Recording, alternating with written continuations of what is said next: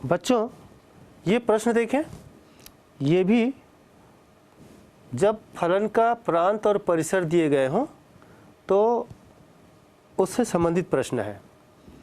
ये प्रश्न है, माना f इज इक्वल टू 1 - 1, 2 - 4, 3 - 9 तथा दूसरा फलन है g इज इक्वल टू, इसके एलिमेंट्स है -1 and 3, -4 and 7, -9 and 11। तब दर्शाइए कि g और f परिभाषित है किंतु f और g नहीं।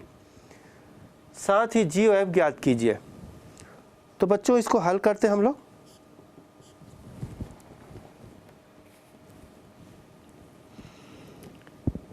तो ये जो दो फलन दिया है f इज इक्वल टू और g is equal to this, इसके लिए हमें सबसे पहले हम f से क्या लिख सकते हैं, f यहाँ से f का प्रांत, f का प्रांत क्या है बच्चों, 1 2 3, 1 2 3, और f का परिसर, f का परिसर कौन सा होगा बच्चों, -1 -4 -9, -1 -4 -9, और यहाँ पर f of 1 is equal to -1, f of 2 is equal to -4। यहाँ से ये प्रांत है, ये उसका प्रतिबिंब है। ये इस प्रकार से बच्चों आप इसको समझ सकते हैं। ठीक इसी प्रकार से f of 3 is equal to -9। अब दूसरा फलन g के लिए देखिए, g का प्रांत नोट कर लेते हैं। g का प्रांत -1 -4 -9, -1 -4 -9, और g का परिसर देखिए, g का परिसर 3 7 11, 3 7 और 11। अब यहाँ पर g और f परिभाषित है, दर्शाइए कि g और f परिभाषित है। तो पहले हम g और f के बारे में देखेंगे। g और f कब परिभाषित होता है, तो ये आपको याद रहना चाहिए। g और f परिभाषित होगा यदि f का जो परिसर है, f का परिसर is the subset of g का प्रांत। तो ये दोनों को नोट करके देखो आप, ये परिभाषित है कि नहीं है। तो आप देखें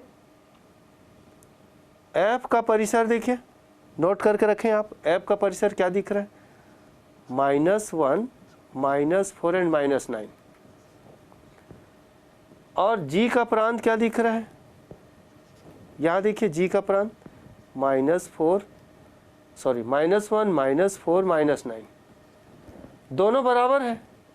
अब बराबर मतलब दोनों एक दूसरे के उपसमुच्चय है, इसका मतलब परिभाषित है, जो सत्य है, और सत्य है मतलब परिभाषित है। तो लिख सकते हैं, अतः g और f परिभाषित है।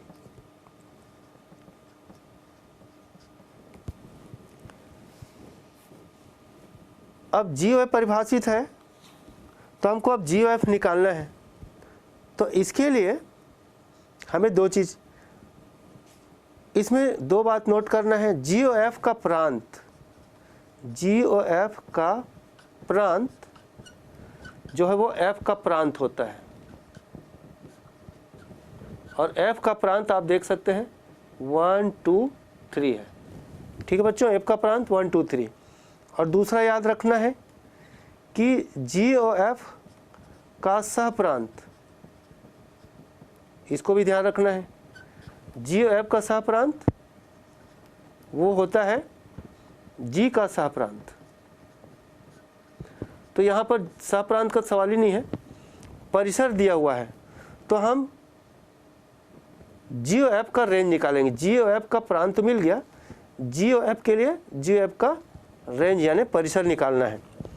तो चूँकि g o f of x is equal to होता है बच्चों g of f of x. अब इसका प्रांत कौन कौन सा है 1 2 3, तो हमको x is equal to 1, x is equal to 2 और x इज इक्वल टू 3। तो इसके लिए देखिए बच्चों यहाँ पर g ऑफ f ऑफ 1, फिर 2 के लिए g ऑफ f ऑफ 2, फिर g ऑफ f ऑफ 3। ठीक है बच्चों।